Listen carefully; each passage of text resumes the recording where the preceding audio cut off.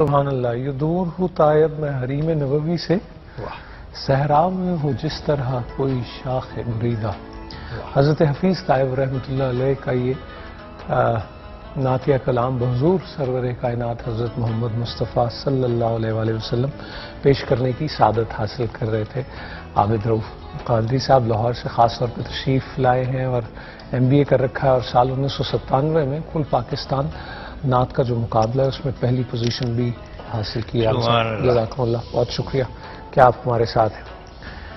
ان کے ساتھ جو شخصیت تشریف فرما ہے وہ اپنی ایک تحریر میں لکھتے ہیں، دوسرے کا بوجھ اٹھانے والا قیامت کے روز پل صراط سے یوں گزر جائے گا جیسے پلیٹ فارم پر موجود کلی، جس کے لیے راستہ بھی خالی کر دیا جاتا ہے اور پلیٹ فارم ٹکٹ کا تقاضا بھی نہیں کیا جاتا۔ آپ کی اور ہماری بڑی خوش بختی ہے کہ گزشتہ کچھ دنوں سے ان کی ہماری تواتر سے ملاقات ہو رہی ہے، سحر میں ہو یا افطار میں، اور جو بات وہ کر رہے ہیں وہ کہیں نقش ہی ہو جاتی ہے دل پہ۔ بابا محمد یحییٰ خان صاحب ہمارے ساتھ موجود ہیں۔ بابا جی بہت بہت شکریہ کہ آپ ہمارے ساتھ ہیں، اور عابد رؤف قادری صاحب بھی بیٹھے ہیں۔ عفت بی بی کی لاہور سے کال ہے۔ جی السلام علیکم۔ السلام علیکم۔ عفت ٹی وی کی آواز بند کر دیجیے گا۔ السلام علیکم۔ وعلیکم السلام۔ جی بالکل بند ہے۔ جی نور الحسن، کیسے ہیں آپ؟ الحمدللہ، آپ خیریت سے ہیں؟ جی جی الحمدللہ میں خیریت سے ہوں۔ یہ آپ کے پاس جو بابا سیاہ پوش بیٹھے ہیں، مجھے ان سے بات کرنی تھی۔ جی بسم اللہ، بسم اللہ، بات کیجئے۔ السلام علیکم۔ وعلیکم السلام ورحمۃ اللہ علیہ وبرکاتہ۔ حضرت صاحب، میں آپ سے بات یہ کرنا چاہ رہی تھی کہ میں نے 2-3 روز پہلے آپ کو دوسرے چینل پہ دیکھا، اور اس میں کچھ جو ہے میں نے آپ کی باتیں سنی تو وہ سیدھا دل پہ اثر کر رہی تھی،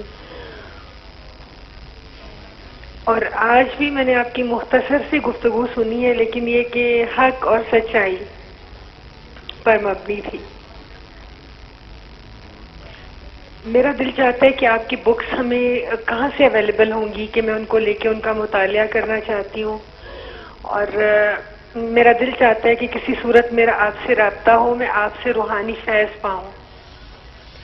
محترمہ، میری کتابیں پڑھنے سے پیشتر آپ نے میرا خیال ہے کہ سرکار علی اجمیری کی گراں قدر تصنیف کشف المحجوب تو پڑھ لی ہوگی۔ جی بالکل بالکل۔ ماشاءاللہ، کوئی اور معقول سی کتاب کو، اچھی سی کتاب، آپ اس کا بھی مطالعہ فرما لیجئے، اور کبھی دل چاہے تو اس ناچیز کی کسی کتاب کا بھی مطالعہ کر لیں۔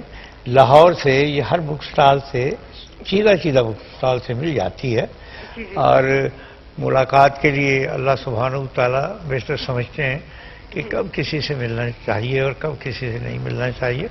تو جی سنگ میل پبلیکیشنز نے کتابیں شائع کی ہیں بابا جی کی، تو آپ کو کوئی بھی لیڈنگ بک سٹورز میں وہاں سے مل جائیں گی، بلکہ اگر آپ ایئرپورٹ پہ بھی جائیں تو وہاں بھی مل جائیں گی آپ کو، جیسے آپ۔ میں دعا گو ہوں آپ کے لیے بھی اللہ سبحانہ وتعالی آپ کو ذوق میں شوق میں فراوانی عطا فرمائے۔ وارث صاحب سرگودا سے ہیں ہمارے ساتھ ٹیلی فون لائن پہ۔ السلام علیکم۔ وعلیکم السلام۔ جی کیسے ہیں بھیا؟ کیسے ہیں آپ؟ اللہ کی مہربانی، آپ خیریت سے؟ جی میں بالکل ٹھیک ٹھاک۔ آج علامہ صاحب نہیں آئے؟ علامہ صاحب طاق راتوں میں آتے ہیں جی، کل آپ، بلکہ کل تو مشکل ہوگی، 29ویں پہ ملاقات ہوگی، اور کل افطار میں آپ ملیں گے ان سے۔ جی آپ کوئی اور بات کرنا چاہیں گے؟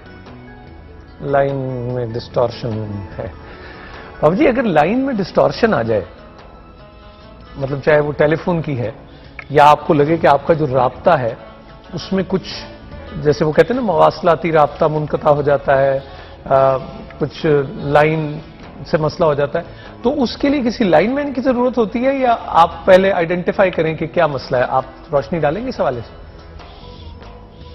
بڑی خوبصورت بات ہے۔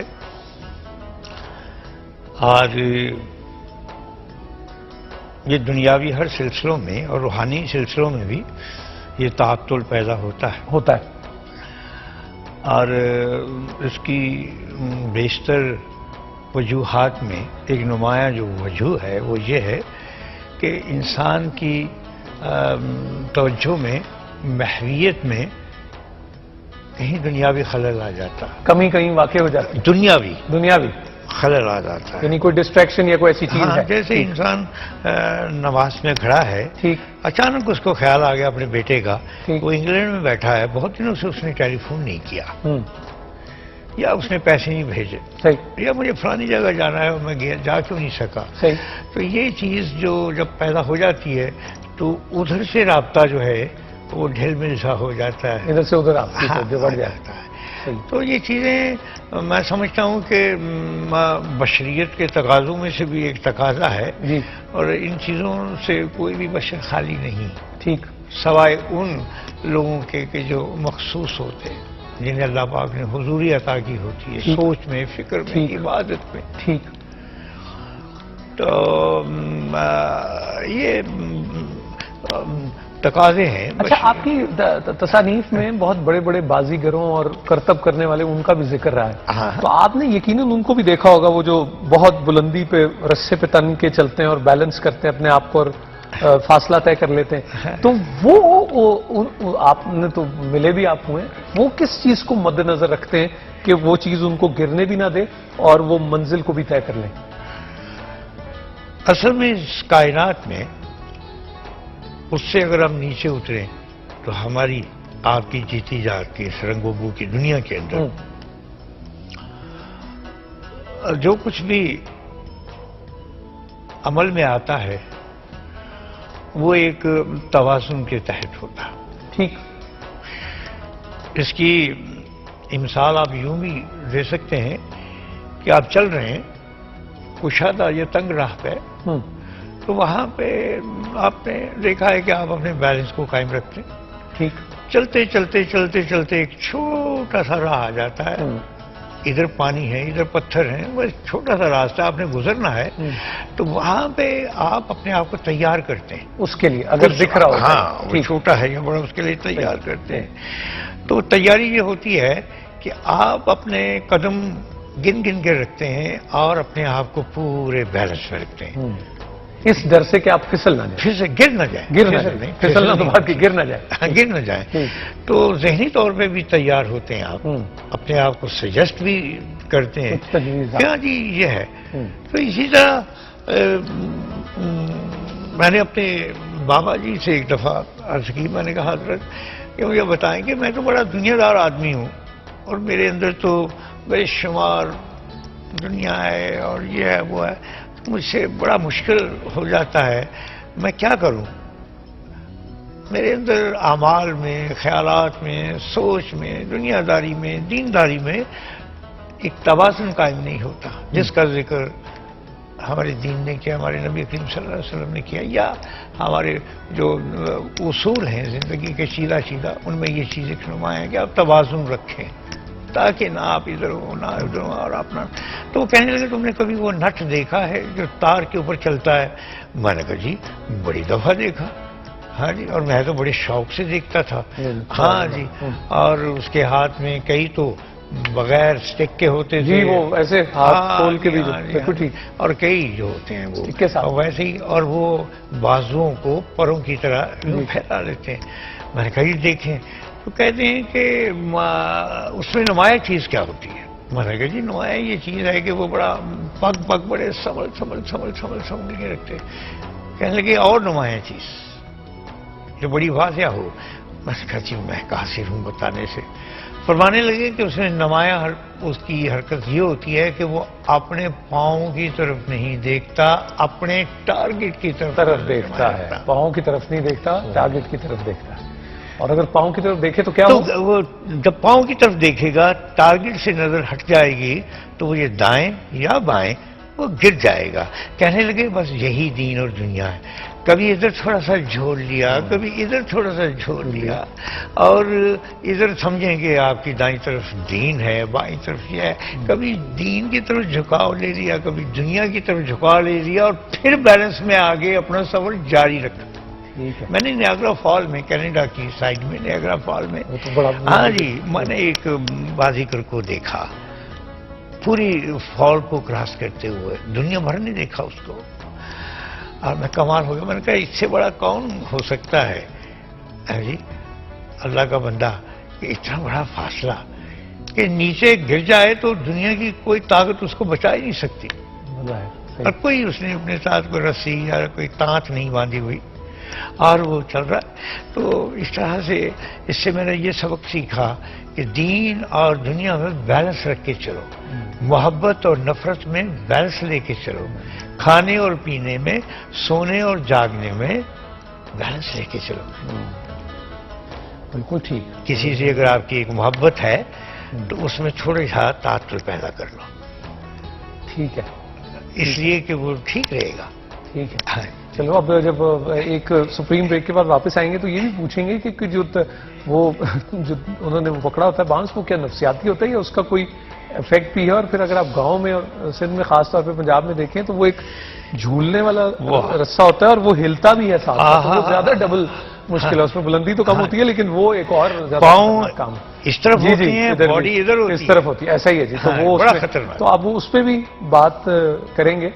اور سو ایک سپریم بریک کی طرف بڑھتے ہیں، پھر آپ سے ملاقات ہوتی ہے.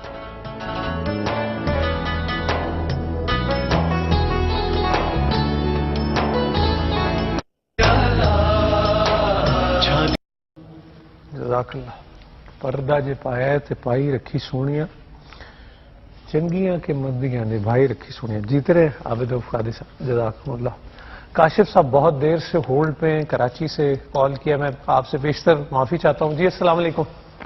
وعلیکم السلام. نور بھائی کیسے مزاج ہیں؟ الحمدللہ. آپ کیسے ہیں کاشف صاحب؟ معذرت قبول فرمائیے گا. نہیں جی، معذرت کی کوئی بات نہیں.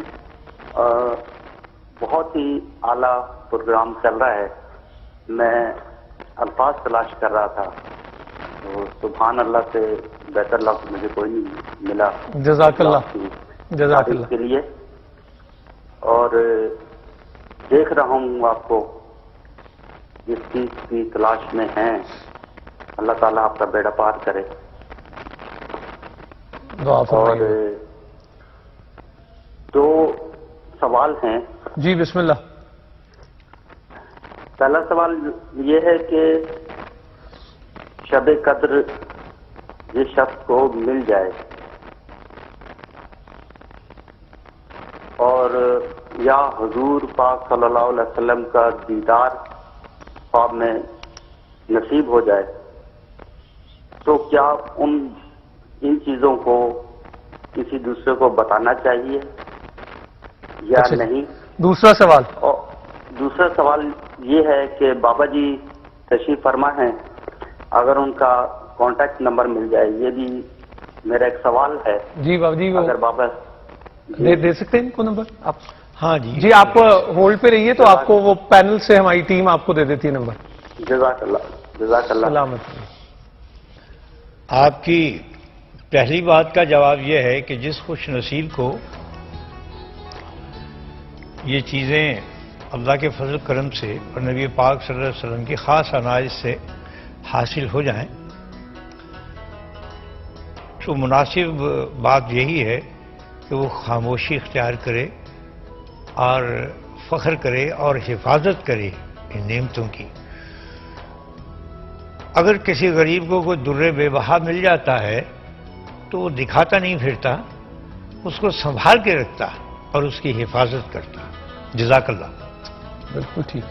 عابد صاحب اب ماشاءاللہ آپ نعت خوانی سے وابستہ ہیں، اب کیا خواہش کرتے ہیں سب سے زیادہ؟ کس چیز کی خواہش ہے؟ اب ماشاءاللہ آپ نے بہت سی کامیابیاں حاصل کی. جی خواہش تو یہی ہے کہ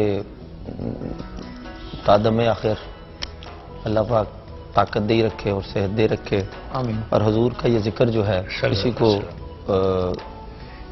جاری و ساری رکھیں آمین. اور اللہ پاک ایسی تاثیر اور ایسی زبان دے واہ. کہ اس سے جتنے بھی سننے والے ہوں ان کے دل میں حضور کی محبت اور بڑھے. اور آپ نے کس کو آئیڈیلائز کیا؟ آپ کا کون تھا ماڈل کوئی یا کوئی رول ماڈل جسے کہیں اس شعبے میں؟ ارلی ڈیز میں نے محمد علی زہری صاحب رحمۃ اللہ علیہ ان کے پاس جانا شروع کیا، ان کو آئیڈیلائز کیا.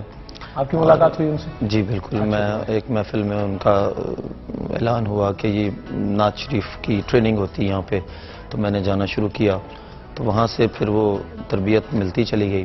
کچھ میرے والد صاحب کا جو تھا اس میں خاصا حصہ ہے.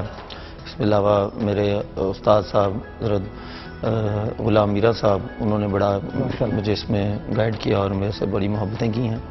تو یہ ایک سلسلہ محبتوں کا ہی ہے، اور آپ صلی اللہ علیہ وسلم سے جس قدر محبت اور پیار ہوتا ہے اسی طرح پھر وہ چیز باہر نکلتی ہے.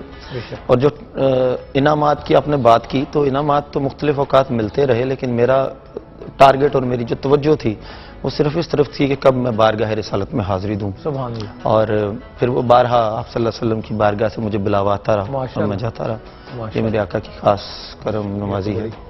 بڑی ہی خوش بختی ہے جی، ماشاءاللہ. الحمدللہ. اللہ تعالیٰ آپ پر یہ کرم فضل اور رحم جاری و ساری رکھے. اب مجھے آپ کا شکریہ بھی بہت ادا کرنا ہے عبدالرؤف صاحب، آپ تشریف لائے اور آپ کی بدولت ہم اتنا خوب کلام اس سے فیضیاب بھی کر سکے، کچھ بھیگ بھی سکے اور منور بھی کر سکے اپنے دلوں کو.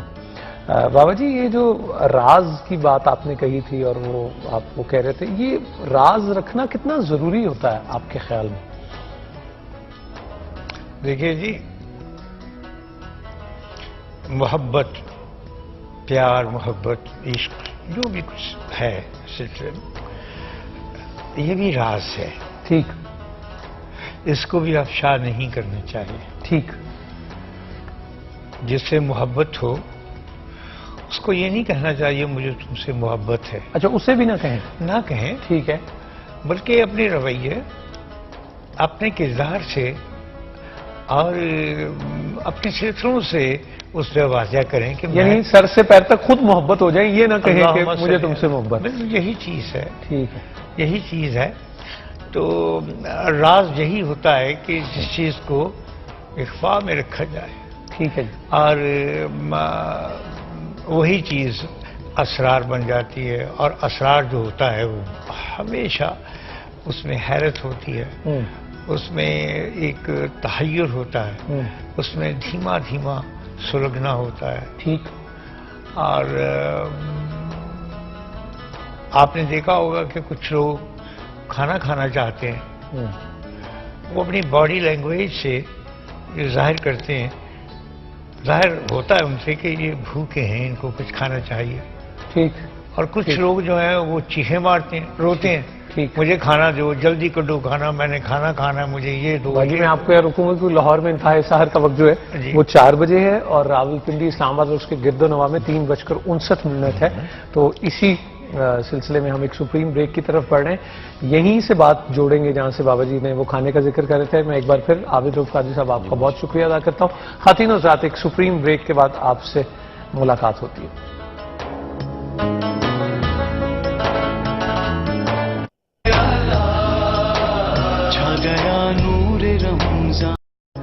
جی السلام علیکم عزیز خواتین و حضرات، میں آپ کو خوش آمدید کہتا ہوں نور رمضان کی لائیو ساری ٹرانسمیشن میں.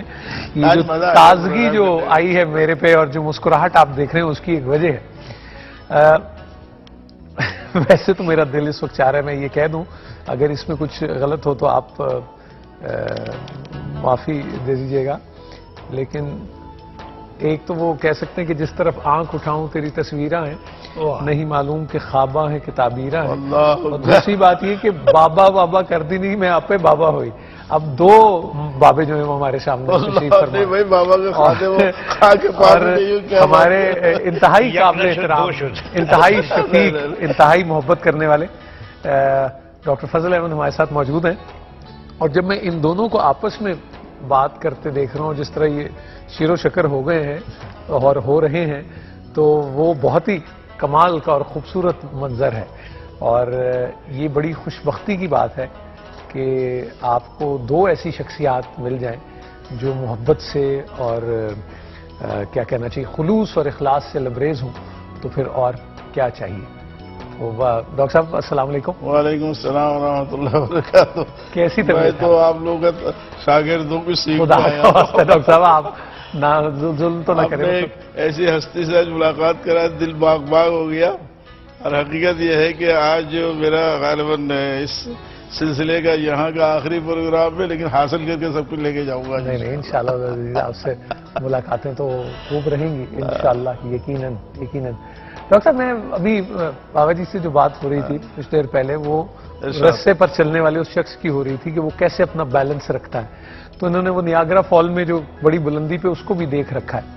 میں اگر صرف آپ کی ذاتی زندگی میں دیکھوں، جب آپ ایز اے اسٹوڈنٹ آگے بڑھ رہے تھے اور اپنی منازل کی طرف، تو ڈسٹریکشنز تو بہت ہوتی ہیں آپ کا رستے میں. آپ کو مطلب ممکنات کہیے یا کیا کہنا چاہیے، موضوع لفظ کیا ہوگا کہ جو آپ کی توجہ بڑھتی ہے جن چیزوں سے، تو آپ کیسے راستے کو اپنے صادق رکھتے رہے اور اس کے ساتھ جمے رہے ٹکے؟ آپ نے تو وہ سر چھیڑ دیا ہے، سوائے آنسوؤں کے کچھ نہیں نکل سکتا. اللہ اکبر. ناگرا فال کا آپ نے تذکرہ بھی کیا، میں بھی دیکھ کر آیا ہوں، اچھا جی ماشاءاللہ.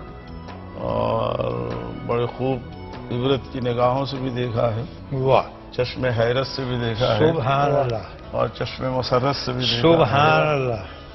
چشم عبرت تو وہی ہے جو کچھ وہاں سے ملا ہے، واہ. وہ نظام قدرت کا ایک خاصہ ملا ہے کہ انسان اگر استقلال اپنی ذات میں رکھے، رب کے پر توکل کرے، رب کا دامن تھام لے، سرکار مدینہ محمد مصطفیٰ صلی اللہ علیہ وسلم کا وسیلہ مقدوسی سے تھام لے، وہ بندہ کبھی بھٹک نہیں سکتا. آپ نے فرمایا کہ یہ جو نشیب و فراز زندگی میں اتار چڑھاؤ یہ آتے رہتے ہیں. ٹھیک. حقیقت یہ ہے میں تو ایک ذرہ ہوں، ذرہ تھا، ذرہ رہوں گا. میں سمجھتا ہوں